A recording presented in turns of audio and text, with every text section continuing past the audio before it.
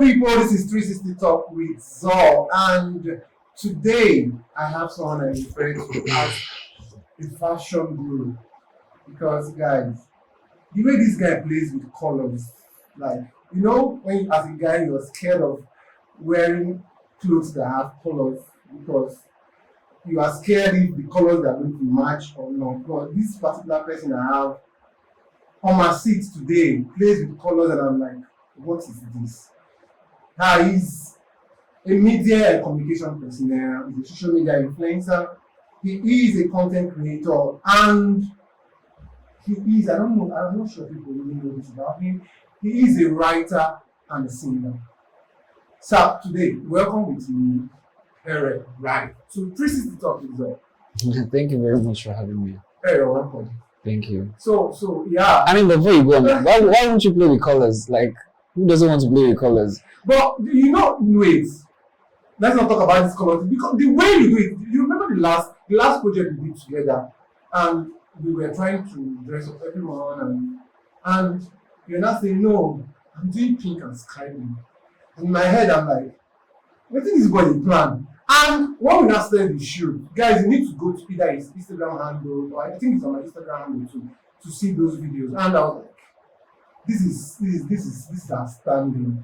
Like, craft is, the way you combine colors is just amazing. Yeah, most of the times when I have something to do or a project to work on, and they tell me what they need, I just immediately just have the outfits in my head already. So I already knew what I wanted, and I already knew that if I had combined those particular colors, which were sky blue, pink, navy blue, and purple, you still have them here with brown, I knew it was going to come out very well. So that was my from the get-go. I knew what I wanted. Like intentional. It was very intentional. It was planned out, every single thing from my head all the way to my toe. Every single thing you saw of me was planned out. I already had it in mind 2 days prior to when the shoot was going to happen. No, but that's true because I know that yeah, I'm going to give you his flowers because now give people their flowers when they are alive. Bride is very it's one of the most organized person I've seen. Like he's keeping on the set, man, he's keeping his things. Keep it, no, we'll keep it like that.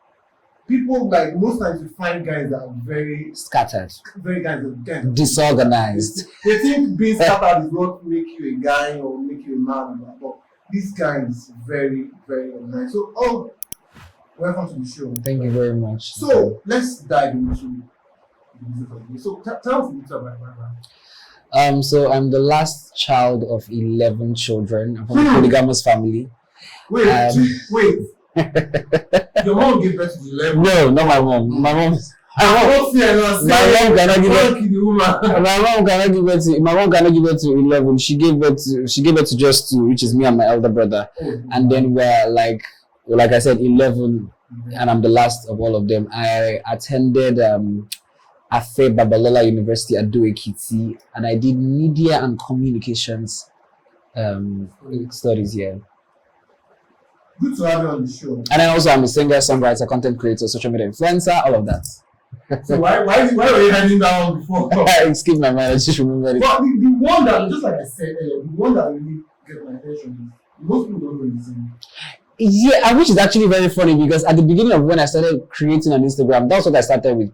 I was singing. But I'm not sure any of those content are on your page now. Right now, well, because I was going through as a singer that grew up in church, there's a thing of I'm always very careful. I have a project that's actually out already on Apple, but I never. This is actually the first time I'm speaking about this exclusive I'm giving to you right now. I really was trying to figure out the kind of sound and the kind of music I wanted to put out there, right? So every single time I always used to procrastinate on putting out stuff, and I always used to write. I always have melodies in my head. I always have different things. So writing and singing is not actually an issue for me, but now choosing the I was sure even here you were singing to someone, telling the person you want that, let's have this. Yes, yeah. I do that. I'm actually, the singing is actually before the fashion. The singing is way above the fashion. But I don't know, for some reason I subconsciously, not consciously, don't always put out the music out there. Now, how fashion came to be was because every single time I used to every single time I used to wear outfits in school while I was in university, because right from a very young age, I always pick my outfit. From when I was like 6, 7, my mom stopped buying Christmas clothes. In fact, I used to go with her to the market. It was so bad that there was a particular time she bought some, and I was like, no, let's go together. We need to start getting these things from that age. So I always was very particular about what I used to wear. Yeah, I was always particular about what I used to wear and every single thing. So from the university days, I started dressing up, and every single time I go out, people are always like, Bright, don't you think you should post this outfit or these looks on Instagram, because people are really going to, yes, because you're wasting all these things are looking very nice. You need to put them out there. So from one outfit it became 2, So that was how 3, and that's how content creation started, because I started enjoying posting. I started seeing that, and I was getting lots of clouds for it at the beginning stage. So, and then with that came consistency, and I found out that I started enjoying it a lot of times. So I always used to put out content. Not like now I'm very lazy, but I mean I try most of the time. Now I think you're focusing more on making it back. Yes, at this point now, I think with age comes responsibilities, and comes, you need to put priorities. Everything needs to come in check. And I'm not saying that content creation for me right now is not a priority. I just feel like I'm at the stage where you need to balance out a bit, yes, before you not start going back again. You don't want to be a good content creator. No, at all. You don't be putting out things there and no, outside Instagram. Nothing for you. That's true. So there is this thing about relationship I want to talk about today. Yeah.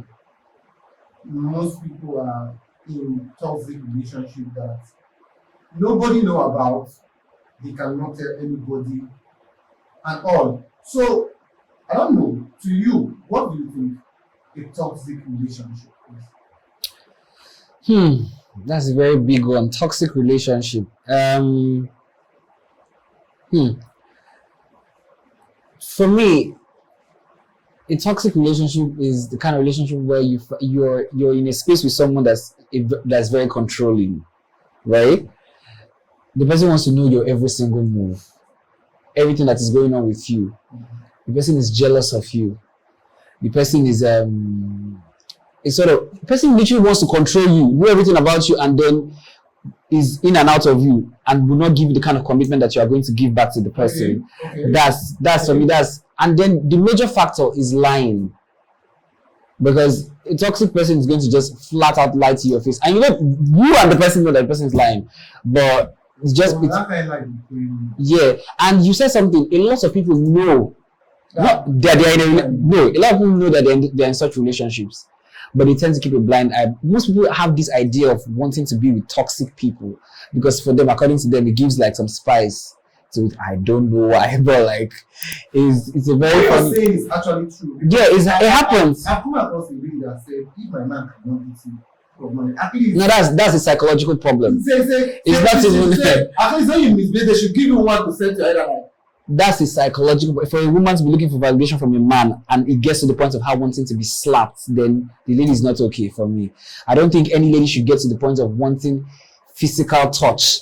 Not the kind of physical touch that you enjoy, but the touch that will give you something to think about. Do you know the funniest thing? Right. You're saying is not the kind of slap they enjoy. What if that's what they enjoy? Then it's a psychological problem for you to be enjoying being slapped. You're not okay. This thing is very funny. I'm not kidding here. Any lady that wants to be slapped, or any guy, because it goes both ways, that wants to be slapped, something is actually wrong with you. So what I'm saying to you is a toxic relationship is a relationship that's filled with jealousy, lying, discontentment, and you give more animosity, and then you're not getting what you're giving, right?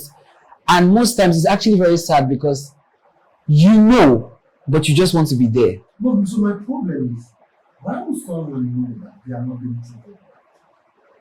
It depends on whatever they're getting out of the relationship. I mean, for ladies, it could be, you need to blip this one. It could be the sex. It could be whatever. I don't know. But like there's something that they're probably seeing in the relationship that is making them want to stay there. Right? But for me, I don't feel like anybody, like your mental health should be your number one priority. It should be have you ever had such Yes, I've come across something like that in my yes, I have. And that's what I'm saying. Getting tough. That's what I'm saying, right? Like we know when these things are happening, but like we just always tend to keep a blind eye because if we lying to you, saying a lot of things to you, and then you just want to believe that they're not lying to you. Take a lot from you, especially if you are one mumu that is in love. It will take a lot of strength and willpower to say, okay, I'm done. But you need to give yourself gap. And over time, you need to work on yourself too as well. Because, I mean, you were able to allow that play over and over and over again.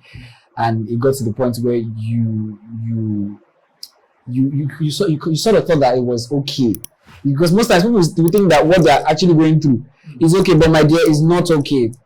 Run away now. Give yourself space and work on your mental health. Like you need to take that's like should be your number one priority for a while. And you would see most of them would miss you for losing what they used to gain. Yeah, what they gain from you. Because most toxic people is what they are in to gain from you. It's not anything. It's not whether they like you or not. It's just okay. They know that you're going to gain something from you. So this distance you're talking about, distance is relative. So it can mean physical distance, it can mean emotional distance.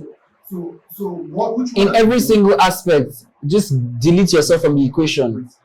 That's what I'm saying. But you need to tell yourself that you're done with this type of. You need to tell yourself that at this point, you need to leave that relationship. So is saying, no matter what you're getting from it, or no matter how you feel, you may be paying if you leave this person. Because most times we feel without that particular person, maybe life will move on again. So no matter what you think, how tough it is going to be, you just have to move on. Yeah. That person is using it to live their life. And most of these people actually don't even know when they're being toxic, but you know that they're toxic. That's what I wanted to ask you. That is it possible for someone to be toxic and don't know, and what unknowingly to them that they are toxic? Unknowingly to them, they feel like, and sometimes it depends on if there's been bad trauma from their own past, their experience, their relationship, whatever the case may be. So they might not necessarily know, but for me, at the back of my head, I feel like, there's no way you're not seeing this rubbish that you're doing, right? But most of the times, they're that dumb to the point that they don't actually know that they are being toxic, right? So let's stay there. You said something about past experience. And I feel, in my own opinion, I feel it's like a major thing, a major cause of people being toxic in relationships. Yeah. So, don't you think that plays a very major role? Like, because I don't know why someone can just grow up and you just decide to be wicked to people, you just decide to. Because it's projection. Most of the times, if you speak to some of these people, they tend to react in a certain way because of how their previous relations have been, right? I know of a few people that because of how some girls treated them, they decided to be very bad to some other girls. So basically just projecting their past lives and past experiences and trying to traumatize someone else. So it's actually that's why I say most of them actually know when they're being toxic, right? And most people don't actually know when they're being toxic. It could be as a result of family upbringing as well. It could be as a result of how you're brought up, right? So it's actually connected to something. Yes. So it's not because because I don't think anyone can just wake up and say, I want to be toxic. And not everybody wants to wake up, but most people can, because of what they are gaining, subconsciously become toxic. So that's it. Yeah, so guys, in my research for this particular episode, there was some things I saw online and think I want to share. Some signs that you should look at to in toxic relationships. So when you're seeing lack of trust, when you're seeing frequent lies, when you're seeing controlling behavior, when you're seeing hasty communication, when you're seeing jealousy, all giving and not being given, when you're seeing digital monitoring, this one is happening currently. It's like happening.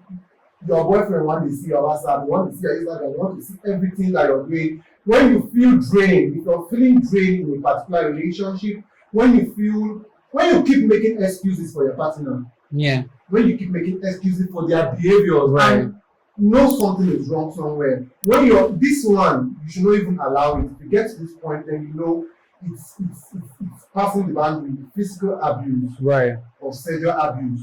Don't at this point. This one is the peak. That's why distance is very This one is important. the peak. So, Brian, thank you so much for coming on the show. Like, Thank you very I much. really need to appreciate you on the show. So, guys, follow us on all our social media platforms at 360 Talk with Zor. Don't forget to subscribe, like, comment, Subscribe. and till next time. I am Zor-Akekue, your host.